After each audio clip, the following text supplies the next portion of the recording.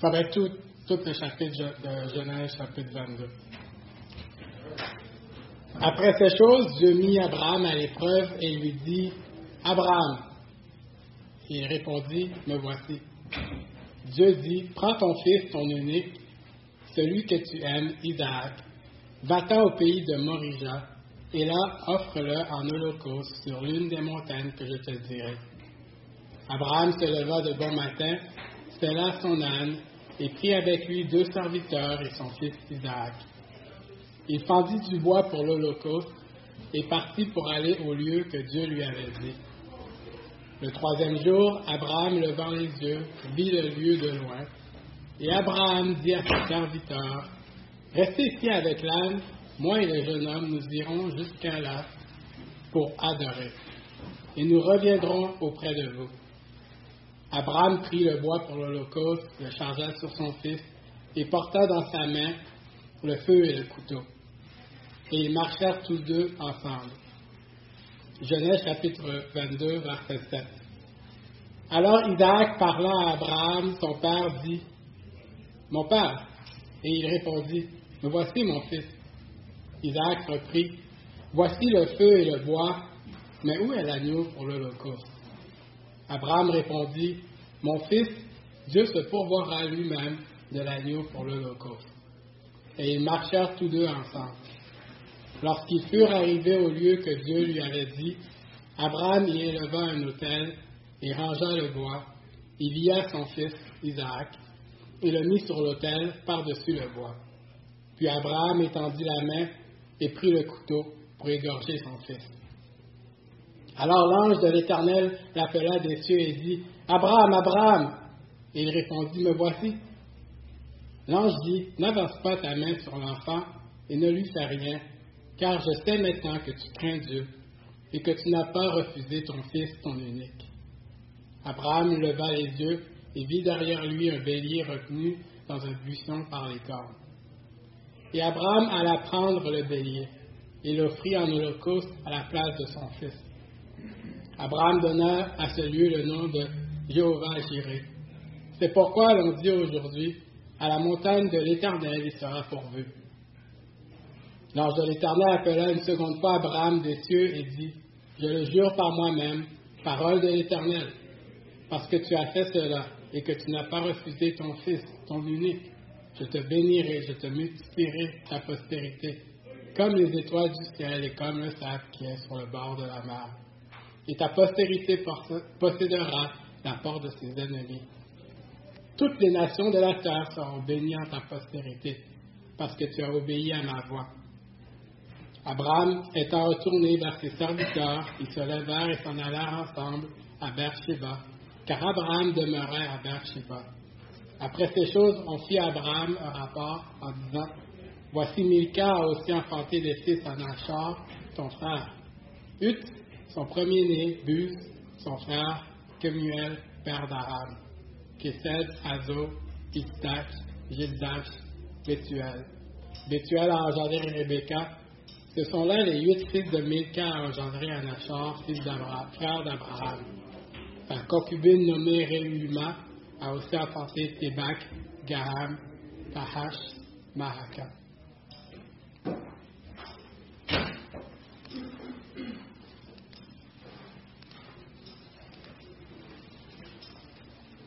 Qu'est-ce que la foi? Qu'est-ce que la foi? La foi, la vraie foi, est démontrée, manifestée et révélée par une obéissance sacrificielle, sans refus d'obéir à Dieu de ce qu'il demande. Face aux promesses de Dieu, la foi nous permet de mettre les demandes de Dieu par-dessus, au-dessus de nos ambitions, et ainsi dépendre de Dieu pour qu'il pourvoie pour accomplir ce qu'il a promis. Ainsi, la foi est vraiment visible, est vraiment tangible, quand il nous faut renoncer à tout et suivre l'appel de Dieu. On peut se rappeler peut-être du jeune homme riche, quand Dieu lui dit, « Il te manque une chose, va et vends tout. » Il fallait qu'il dépende de Dieu. Abraham n'est pas différent. Abraham devait dépendre de Dieu pour la réalisation de la promesse. Et sa foi l'a amené à penser que Dieu peut redonner la vie à son fils Isaac. Dieu n'avait pas le choix. On le sait, Dieu n'avait pas le choix. Dieu était lié par sa promesse. Donc, quelle que soit la demande, quelle que soit sa demande, il verrait à ce que Isaac soit le descendant promis. Ainsi, Dieu, on va voir, donne le test. Dieu pourvoit à la réussite du test et Dieu bénit l'obéissance face au test. Donc la foi, la vraie foi, est démontrée, révélée et manifestée par une obéissance sacrificielle, sans refus d'obéir à ce que Dieu nous demande. Donc on se rappelle que Dieu avait fait des promesses à Abraham. Et ça partit à partir de Genèse chapitre 12, versets 1 à 3. On se rappelle que Dieu avait dit de s'en aller dans un pays où il ne connaissait pas, pour se rendre à un lieu qu'il ne savait que Dieu allait lui montrer. Et à partir de là, Dieu lui a dit qu'il allait avoir un grand nom, il allait être une grande nation, et il allait être une source de bénédiction pour plusieurs. Après ça, on a vu dans Genèse chapitre 15, 4 à 5, Dieu a réitéré cette promesse-là en lui disant que Abraham pensait que ça allait être son serviteur, qu'elle allait être l'héritier, mais Dieu revient et lui dit non, ce ne sera pas lui l'héritier, mais c'est vraiment quelqu'un qui va sortir de tes entrailles. Alors il y a eu Ismaël. Et là, Dieu est revenu réitérer, rajouter à sa promesse, préciser sa promesse, en lui disant que non, certainement c'est Sarah, ta femme, qui enfantera un fils. Et finalement, on a vu la semaine passée dans Genèse 20:12, que Dieu dit que c'est vraiment Isaac qui va être choisi pour être le descendant de la promesse. Et ainsi, on voit que Dieu a vraiment guidé et a vraiment renforcé l'idée. Et ça a été accompli la semaine, le 20, dans le chapitre 21, où finalement Isaac a été né. Dieu a accompli sa promesse. Dieu a tenu parole. Donc, on lit après ces choses, Dieu mit Abraham à l'épreuve. Et donc, il faut comme ça une petite parenthèse par rapport à Dieu mit Abraham à l'épreuve, parce que, évidemment, si vous connaissez la parole, ce qui vous vient en tête, c'est que dans Jacques, Jacques nous dit que Dieu ne tente pas, Dieu ne met pas à l'épreuve. Donc, il a fallu que je regarde un peu par rapport à tout ça, parce que le mot épreuve dans Jacques est interchangeable dans le texte que Jacques suit. Donc, mais on voit ici que Dieu met à l'épreuve. Et on sait que Dieu teste la foi d'Abraham. Donc, la conclusion qui est venue, c'est que l'épreuve, le test, produit la louange à Dieu. Le test produit une transformation qui amène à la sainteté. Donc, on voit ça dans 1 Pierre 1, 6 à 7. Donc, je vais le lire. 1 Pierre 1, 6 à 7. C'est là ce qui fait votre joie, quoique maintenant, puisqu'il le faut, vous soyez attristés pour un peu de temps pour diverses épreuves, afin que l'épreuve de votre foi, plus précieuse que l'or périssable, qui cependant est éprouvée par le feu, ait pour résultat la louange, la gloire et l'honneur lorsque Jésus apparaîtra. Et on lit dans Jacques 1, 2 à 3, « Mes frères, regardez comme un sujet de joie complète les diverses épreuves auxquelles vous pouvez être exposés, sachant que l'épreuve de votre foi produit la patience. que moi, je trouve un peu drôle avec le mot épreuve, parce que c'est une connotation, en tout cas, moi, quand je lis épreuve, c'est une connotation négative de la chose. Quelque chose qui nous arrive dans le sens qui nous fait mal. Mais réellement, le mot, c'est test, examen. Dieu est en train de vraiment juste amener une situation pour voir comment l'homme va réagir. Donc, dans le cas précis, ça ne veut pas nécessairement dire que c'est une situation négative. Donc, quand on dit Dieu, c'est sûr, il va nous tester, chacun de nous, c'est pas nécessairement qu'une situation malheureuse va arriver. Dieu pourrait nous tester en nous rendant riches. Et ça pourrait basculer d'une manière ou d'une autre. Ainsi, la tentation, quand on lit épreuve, la tentation, tout ça, produit le péché. Et c'est une transformation qui mène vers la mort. Et Jacques est très clair là-dessus. On lit que personne, dans Jacques 1, 13 à 15, que personne, lorsqu'il est tenté, ne dise « c'est Dieu qui me tente ». Car Dieu ne peut être tenté par le mal et ne tente lui-même personne. Mais chacun est tenté quand il est attiré et amorcé par sa propre convoitise. Puis la convoitise, qu'elle a conçu, enfante le péché, et le péché étant consommé, produit la mort. Et dans ce cas-là, on peut vraiment prendre épreuve et le mettre comme tentation. Donc, il y a les tests et le fait d'avoir la tentation. Donc, vraiment ici, et on sait que Jésus s'est fait tenter et ça n'a pas produit le péché. Dieu l'a envoyé dans le désert pour être testé. Et ainsi, on voit que Dieu met Abraham à l'épreuve et lui dit « Abraham ». Et Abraham répond « Me voici ». Et Dieu dit « Prends ton fils, ton unique, celui que tu aimes, Isaac, va-t'en au pays de Morija, et là offre-le en holocauste sur l'une des montagnes que je te dirai. »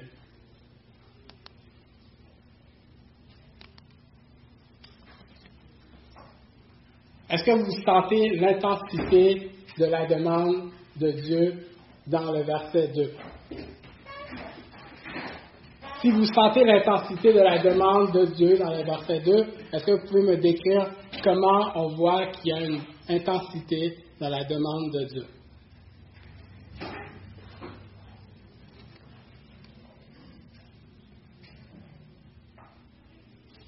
Qu'est-ce qui est dit dans le verset 2 qui nous montre que c'est une demande vraiment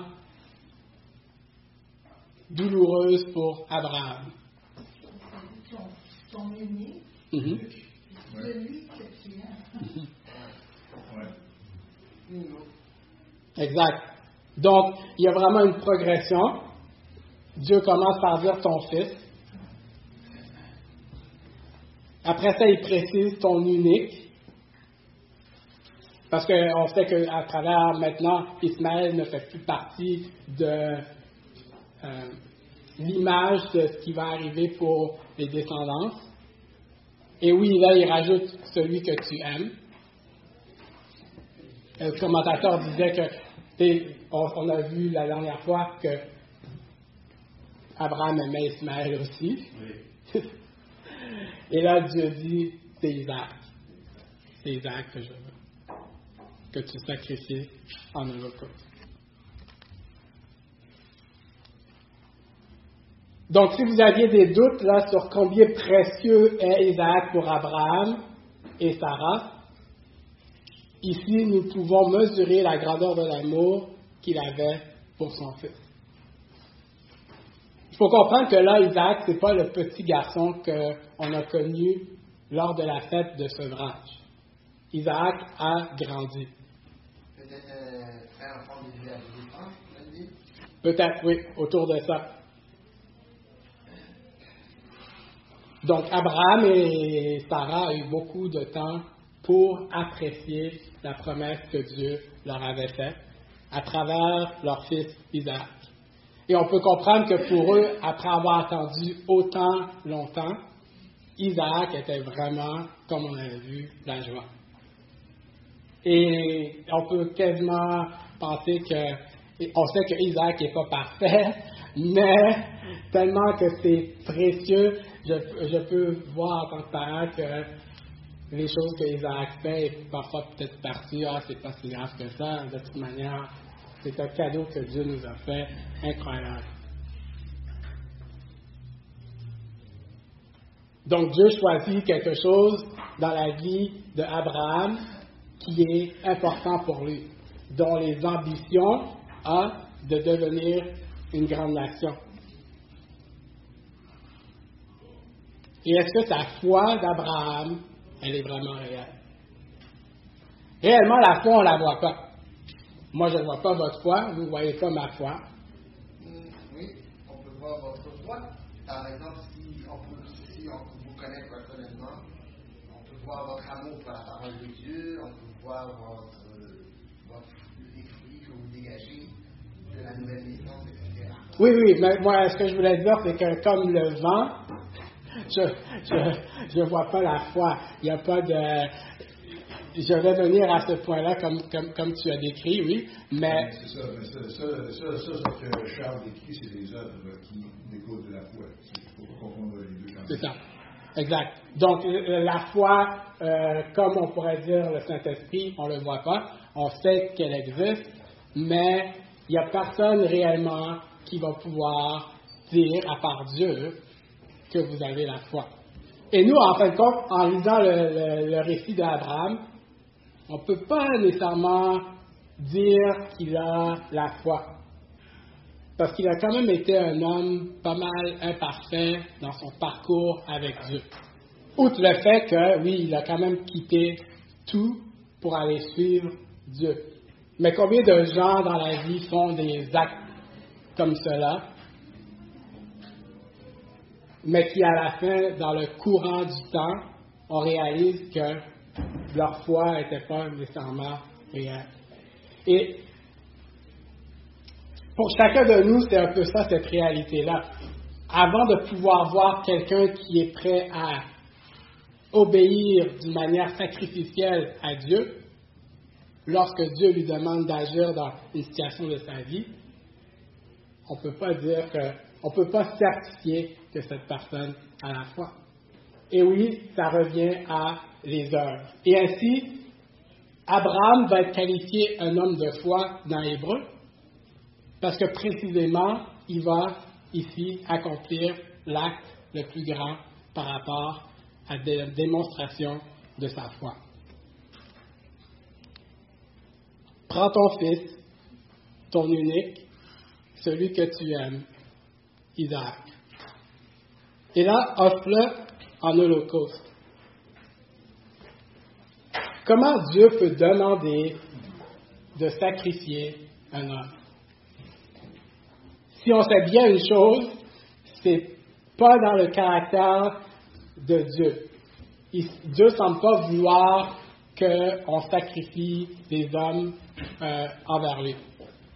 On voit ça deux parts dans par exemple, les règles de l'éthique, le système sacrificiel. C'est quelque chose de vraiment sans précédent. Oui, exact. Exact. Et on peut lire dans Lévitique que Dieu condamne les sacrifices qui est fait à d'autres dieux, d'hommes, d'enfants, tout ça. Donc, pour nous qui connaissons l'histoire un peu en avance, comme Danny aime bien dire, on a triché. On voit la demande de Dieu un peu hors du commun, hors Dieu. Et on est un peu offusqué. Mais à ce moment précis-là, peut-être dans l'entourage d'Abraham, peut-être que les peuples déjà faisaient ça. Donc, une demande comme celle-là, peut-être que lui, il n'a pas perçu hors caractère de Dieu. C'est pas écrit, on ne sait pas, mais c'est une supposition. Donc, c'est incompréhensible de n'importe quel sens que nous le regardons, là, et certainement humainement inconcevable que Dieu va demander cela. Et notre première réaction, c'est de dire à Abraham, tu as mal entendu, là. La plupart des gens dans son entourage, probablement, comme on avait vu, connaissent un petit peu, ont une bride de ce que Dieu avait promis à propos d'Isaac.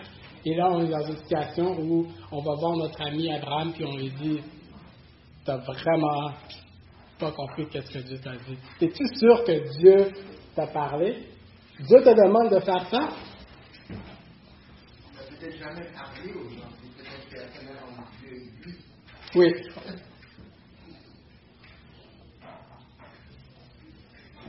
Avez-vous déjà été dans un tel dilemme? Un tel test, une telle épreuve? Vous avez la conviction que l'Esprit vous pousse à agir et obéir d'une manière humainement inconcevable. Et pourtant, votre chair et vos proches ne semblent pas être convaincus que Dieu vous a réellement demandé un tel sacrifice. On peut juste penser au fait de croire en Jésus. Il y a pour certaines personnes, de croire en Jésus, de mettre toute leur confiance en Jésus, va leur coûter une obéissance sacrificielle. On peut penser aux pays où les gens vivent la persécution. On peut penser à Hudson Taylor. Dans l'histoire de Hudson Taylor, comme missionnaire, il a senti que Dieu l'appelait à une tâche précise concernant rejoindre les gens en Chine. Et arrivé là, la communauté missionnaire avec laquelle il s'est joint n'a pas compris ou semblait lui dire de ne pas agir de la manière qu'il avait été convaincu que Dieu l'appelait à devenir semblable aux Chinois. S'habiller comme les Chinois, apprendre réellement le chinois, vivre la culture chinoise, en vue, lui, de les atteindre. Même qu'il leur disait, va pas plus loin que reste en ville. Mais lui, ce qu'il voulait, c'était aller à l'intérieur de la Chine. On peut penser à Pierre. Il voit Jésus qui arrive sur l'eau. Et là, il dit à Jésus, est-ce que je peux venir vers toi? Pierre, as-tu vu l'eau autour de toi? Ta demande est irraisonnable.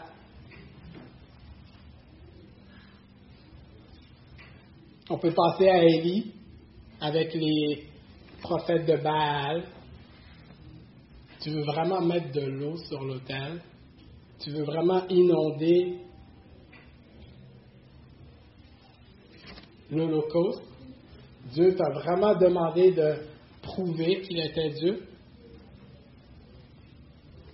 C'est dans ces moments-là que la seule alternative, c'est de dépendre de Dieu. Dans cette situation-là, on ne sait pas qu'est-ce qui va arriver. On ne sait pas qu'est-ce que Dieu va faire. On ne sait pas ça va être quoi la résolution. Abraham ne sait pas qu'est-ce qui va arriver avec ce sacrifice que Dieu lui demande. Et dans notre obéissance avec Dieu, parfois, qui nous demande de sacrifier tout, on ne sait pas c'est quoi le résultat. On ne sait pas c'est quoi la conclusion de la chose. Ce qu'il faut, c'est dépendre de Dieu. Lorsque Jésus dit « Laissez venir à moi les petits-enfants, parce que le royaume de Dieu appartient à ceux qui leur ressemblent », c'est qu'il demande aux gens de dépendre de lui pour tout. Comme un enfant, un bébé ne peut rien faire de lui-même, il doit absolument dépendre de ses parents. Et il y a une chose que le bébé et les petits-enfants ont, que nous on a peu, ils sont humbles. C'est ça.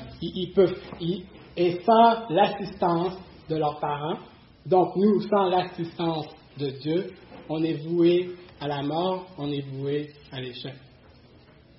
Une chose certaine, c'est que pour Dieu, c'est que pour obéir à Dieu, comme j'ai dit, il n'est pas important de savoir comment, quand, pourquoi. Parce qu'on sait que la foi croit aux choses invisibles. Et ainsi, Abraham se leva de bon matin, on lit au verset 3.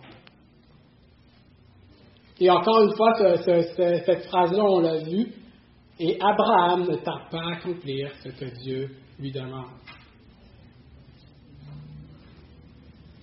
Ici, Abraham ne questionne pas Dieu.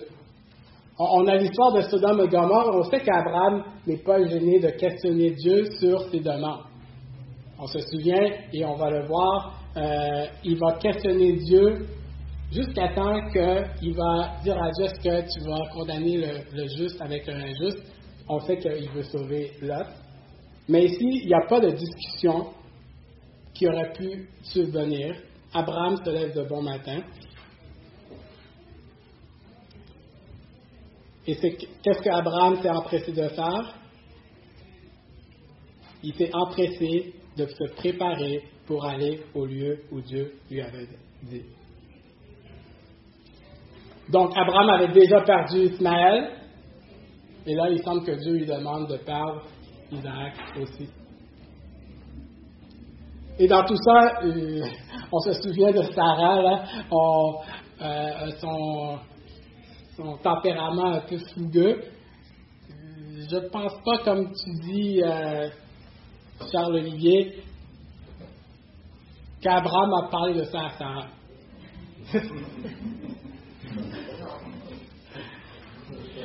Moi, je pense que c'est clair entre Abraham et Sarah.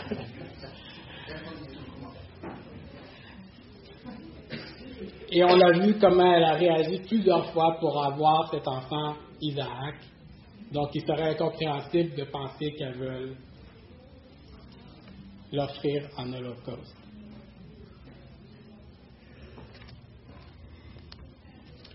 Donc, on continue et on lit au verset 3. Donc, Abraham sella son âne, prit avec lui 2 serviteurs, son fils Isaac. Il fendit du bois pour l'holocauste et partit pour aller au lieu que Dieu lui avait demandé. Et là, il faut noter qu'Abraham prévoit tout. Il prévoit le bois, donc ça peut sembler anodin, mais il prévoit le bois. Il ne sait pas où Dieu va l'amener, mais il prévoit le bois en vue que ce n'est pas le moment d'être arrivé au lieu où Dieu l'a dit. Puis là, il dit, en fait, quoi qu'il n'y a pas de bois? Je vais revenir un autre jour, j'allais couper le bois. Non, Abraham, il fait tout. Il prépare tout, il a le bois, il va avoir, comme on va voir, le couteau, il va avoir le feu, ou ce qui est nécessaire pour allumer un feu. Donc, Abraham est vraiment prêt à obéir Dieu comme il lui a demandé. Et donc, au verset 4, on lit, le 3e jour, Abraham, levant les yeux, vit le lieu de loin. 3 jours pour se rendre au lieu. 3 jours à penser à tout cela. 3 jours à vivre dans un peu ce qu'on a dit, seul face à la demande de Dieu. Et dans tout ça, on réalise qu'Abraham est alors dans une réflexion par rapport à qui est Dieu, qu'est-ce que Dieu lui a promis et qu'est-ce que Dieu lui demande. Et ça, c'est le cheminement qu'Abraham va faire pendant 3 jours avec les serviteurs, avec Isaac. On sait que la conclusion de la réflexion d'Abraham, c'est de se dire que je ne sais pas qu'est-ce que Dieu me demande, mais je sais qui est Dieu, je sais qu'est-ce qu'il a déjà accompli. Souvenez-vous, lorsque Isaac est né, Abraham a été un homme changé par rapport à sa compréhension de qui est Dieu. Puis on sait qu'en dans Hébreu, ça nous dit que la conclusion à laquelle il est arrivé, c'est que Dieu pouvait même ressusciter Isaac. Et il faut croire que c'est dans ce cheminement-là, jusqu'au lieu où Dieu l'a amené, qu'il a dû se battre avec cette idée-là. Peut-être c'était avant, peut-être c'est quand il s'est levé de bon matin, toute la nuit, il a pensé à ça, puis là, il a réalisé cette conclusion-là. Mais ce qui est sûr, c'est qu'il n'a pas essayé de détourner des vérités fausses par rapport. Il s'est mis, qu'est-ce que je sais de Dieu? Qu'est-ce que Dieu a fait? Et voici ce que Dieu me demande. Voici les conclusions possibles que Dieu peut faire. Et on sait que la résurrection à ce moment-là n'avait pas, en tout cas, pas été décrite dans notre texte. Donc, vraiment, Dieu a permis à Abraham d'arriver à une conclusion qui était hors du commun, comme la demande.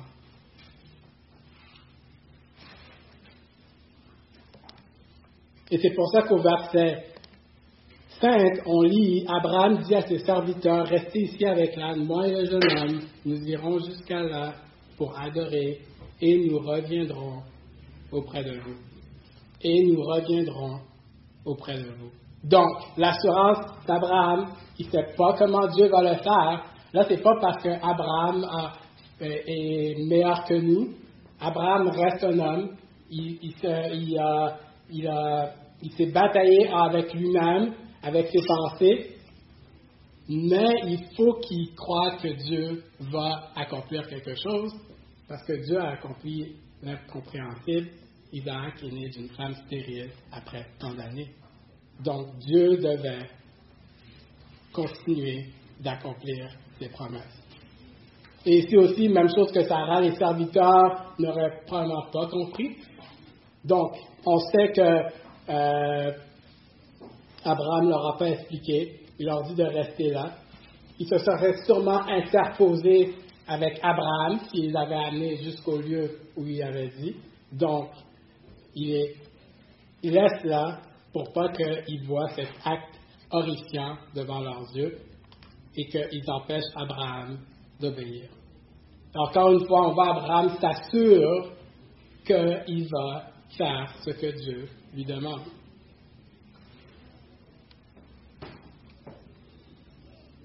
Au verset 6, on lit, Abraham prit le bois pour l'holocauste, le chargea sur son fils Isaac et porta dans sa main le feu et le couteau. Et ils marchèrent tous deux ensemble.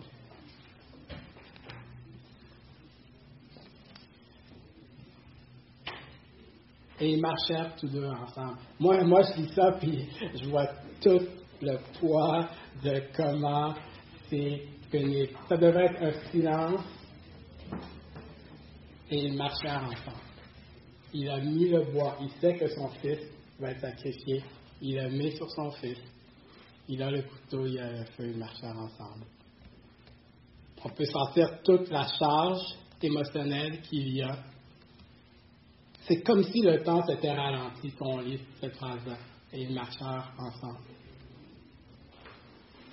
À l'exact où Dieu veut qu'ils vont.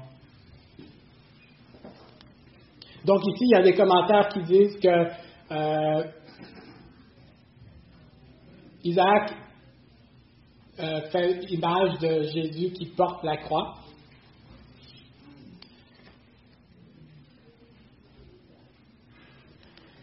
Fait qu'il y a deux possibilités à ces images-là. Donc on peut avoir Isaac qui porte la croix, qui est le fils, qui représente Jésus, le fils unique, qui va être sacrifié. Moi, je pense plus pour quand on va voir que Abraham va dire Dieu va se pouvoir l'agneau. Fait que je pense plus pour l'aspect que l'agneau que Dieu va pouvoir est vraiment Jésus qui prend la place d'Isaac. Mais dans tous les cas, ça peut fonctionner. Donc ici, je fais juste cette parenthèse-là. Mais vraiment ici, le temps a ralenti par rapport à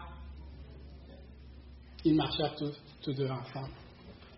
Et dans cette marche-là, au verset 7, Isaac dit, alors Isaac parla à Abraham, son père, dit, mon père. Et Abraham répondit, me voici mon fils. Isaac reprit, voici le feu et le bois, mais où est l'agneau pour l'holocauste? Une question très pertinente, Isaac avait déjà, on sait que Abraham était accoutumé à faire des autels pour Dieu. Donc, c'est pas surprenant que Isaac se demande cette question-là. Il n'y a pas rien de malicieux par rapport à, il n'y a pas de sous-entendu. Il fait juste demander, ok, on a tout ça, mais il semble manquer l'élément essentiel au sacrifice, à l'holocauste. Moi, je lis Abraham qui dit, me voici mon fils, comme s'il s'attend à ce que Dieu ait parlé à Isaac, qui lui dise, ok, c'est bon, on arrête tout. Je sais que tu crois en moi. En tout cas, j'étais dans cette situation-là, puis... Oui, quoi? Ah, ok, non, c'est pas ça. Et là, Abraham répond, mon fils, Dieu se pourvoira lui-même de l'agneau pour l'Holocauste. Et n'est-ce pas ce qui est arrivé? Dieu a... Oui. Ce qui est intéressant ici, c'est que le verbe pour voir, c'est le même que pour voir. D'accord? Ouais. Adonai Yireh, ça c'est l'éternel voix. C'est aussi l'éternel proportionnel verbe. Oui. Exact. Si Dieu voit quelque chose, il faut voir. Exact. Ça va ensemble. Oui. Dieu se voit lui-même pour accomplir l'acte. Oui, exact. Donc, Dieu se pourvoira lui-même l'agneau pour le coup. Donc, n'est-ce pas ce qui est arrivé? Dieu a pourvu l'agneau. Voici l'agneau de Dieu qui ôte les péchés du monde. C'est comme si on voit que Dieu a déjà, encore une fois, rappelé aux hommes, comme on avait vu au début, après la chute, qu'il y a quelqu'un qui va venir pour prendre notre place. L'agneau pour l'Holocauste. Et ils marchèrent tous deux ensemble. Et voici encore cette phrase qui nous fait ralentir dans l'histoire et qui nous fait comprendre que Abraham, réellement, dans cette parole-là, est-ce qu'il la comprend réellement? Peut-être pas. Il est peut-être encore dans un aspect de type où Dieu a mis cette parole-là en vue que pour nous, lorsque nous le regardons plus tard, on peut voir que Dieu avait déjà pourvu un plan. On voit dans les évangiles, cette histoire-là du sacrifice d'Abraham est vraiment utilisée à maintes reprises pour nous parler de la foi. Et donc, on continue et on lit au verset 9. Lorsqu'ils furent arrivés au lieu que Dieu lui avait dit, Abraham y éleva un autel, il rangea le bois, il lia son fils Isaac et le mit sur l'autel par-dessus le bois. Donc ici, on manque la réaction d'Isaac. Donc, on sait que Isaac est d'âge assez avancé qu'il aurait pu se combattre avec son père. Et on n'oublie pas qu'Abraham était aussi assez âgé que si Isaac avait vraiment voulu se battre avec Isaac aurait vraiment voulu se battre avec son père, il aurait peut-être eu un peu plus de misère. Mais là, le texte est silencieux. Donc, la plupart des commentaires pensent que ça montre la soumission d'Isaac par rapport au fait que le Père vient pour le lier. Encore une image type de Jésus qui est soumis au Père lorsqu'il va à la croix. Le terme « lia » est la seule fois qu'il est utilisé dans le texte, dans l'Ancien Testament. Donc, c'est vraiment un mot technique là, pour dire qu'on attachait les animaux avant de les mettre sur l'autel. Donc, Isaac est vraiment lié, il ne peut pas bouger, et là, il le met sur l'autel par-dessus le bois. Puis Abraham étendit la main, au verset 10, il prit le couteau pour égorger son fils. Et ici, c'est probablement le point culminant de l'histoire. Donc, il y a beaucoup d'illustrations qui montrent Abraham par-dessus son fils. C'est intéressant. Je ne sais pas si, à la lecture de ça, on peut dire qu'Abraham était par-dessus son fils. Moi, j'ai l'impression que déjà, juste le fait d'amener sa main au couteau où il avait mis, quel que soit où il était, c'est là que Dieu lui dit Abraham, Abraham. Parce que le terme veut juste dire venir prendre. Encore là, c'est débattable. Mais ça reste le point culminant du fait que Abraham, là, est vraiment, réellement prêt à obéir à Dieu. Donc, il a le couteau à la main. Il est là à croire à ce qu'il n'est jamais fait auparavant. Il faut qu'il croie en Dieu. Il faut qu'il obéisse d'une manière sacrificielle. Met de côté ses ambitions, met de côté ses rêves, ce qu'il a de plus précieux pour obéir à Dieu. Et il va égorger son fils comme un animal. Donc, la scène est vraiment sanglante de l'action qui est demandée d'Abraham. C'est d'égorger son fils comme on le faisait pour un animal sur un autel. Alors l'ange de l'Éternel appela des cieux et dit, « Abraham, Abraham !» Et il répondit, « Me voici. » L'ange dit, « N'avance pas ta main sur l'enfant et ne lui fais rien. » Et là, on est tous comme, ouf. Si vous avez lu cette histoire-là pour la première fois, c'est la réaction que vous avez. Vous êtes comme, waouh. Car je sais maintenant que tu crains Dieu et que tu n'as pas refusé ton fils, ton unique. Et c'est ça la foi. À ce moment précis, nous-mêmes, on peut dire qu'Abraham a la foi. On peut dire qu'Abraham dépend de Dieu. Et ainsi, on voit que Dieu a mis le test, et là, on rentre dans Dieu pour voir la solution pour le test. Car je sais que maintenant tu crains Dieu. Nos yeux peuvent dire qu'on voit tangiblement la foi d'Abraham, qui au début n'était pas possible.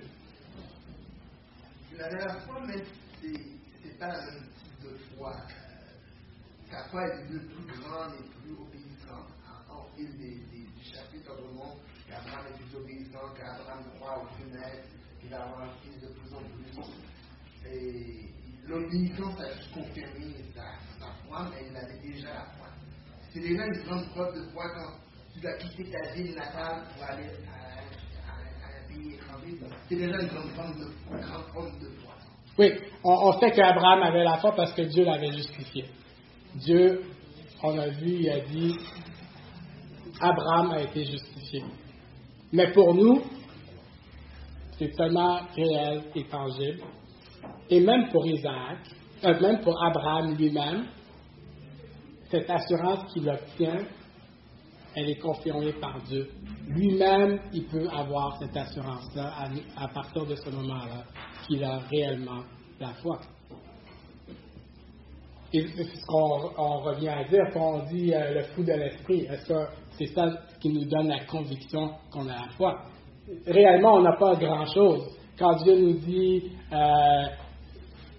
quand quelqu'un nous dit il est sauvé ou il n'est pas sauvé, ou même vous êtes sauvé ou vous n'êtes pas sauvé, il faut regarder aux preuves qu'on peut voir tangiblement, et ça arrive avec votre obéissance sacrificielle aux demandes de Dieu, qui vous amène à dépendre de lui pour toutes choses dans la vie. Abraham, au verset 13, leva les yeux et vit derrière lui un bélier retenu dans un buisson par les cornes, et Abraham alla prendre le bélier et l'offrit en holocauste à la place de son fils. Et donc, Dieu a réellement pourvu. Dieu a réellement pris soin de l'Holocauste. Et on voit ça parce que Jésus a réellement pris notre place sur la croix. C'est nous qui aurions dû mourir sur la croix, mais Jésus a été offert à notre place. Dieu n'a pas, dans ce cas-là, retenu son Fils. Il nous l'a complètement donné, et il a complètement livré afin qu'on soit pardonné.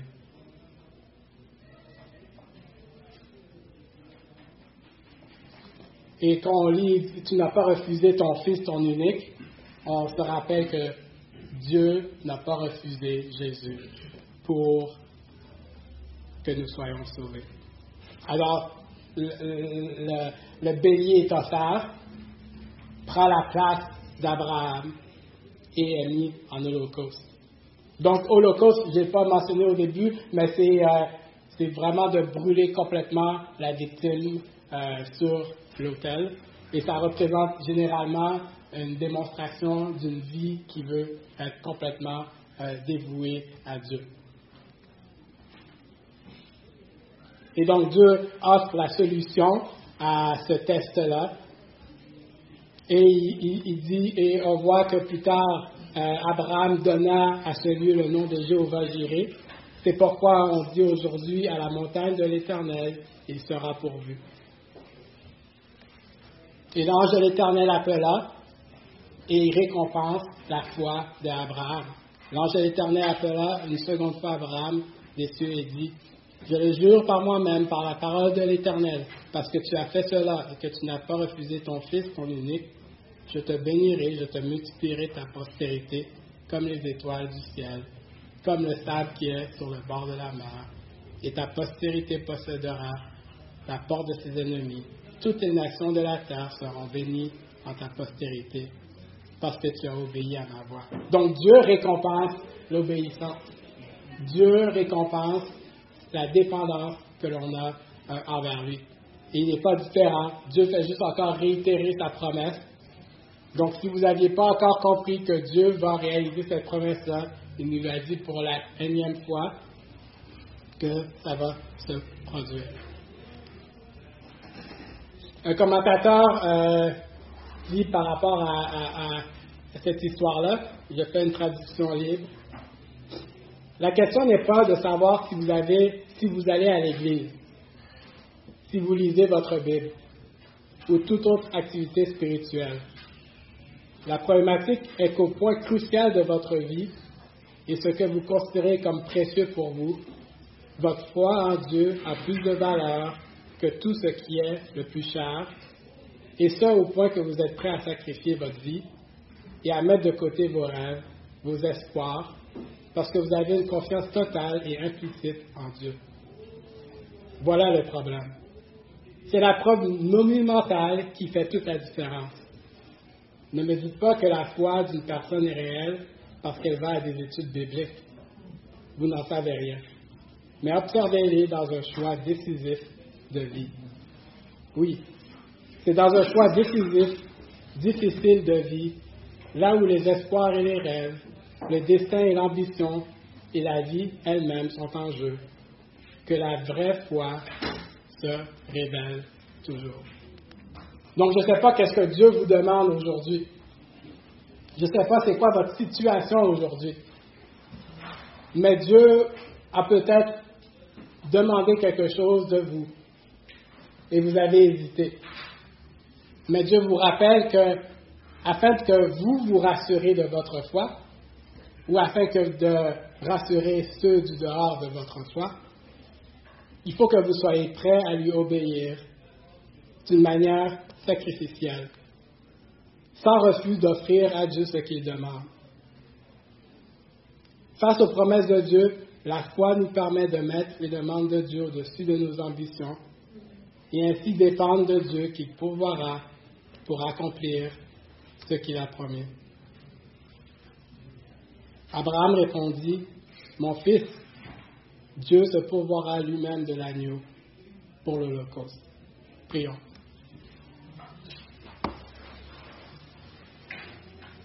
Père, on vient encore vers toi, dépendant, on vient vers toi pour te demander de soutenir notre foi. Que par ton esprit, tu nous convaincs de comment on doit t'obéir, comment on doit te suivre, comment on doit t'aimer.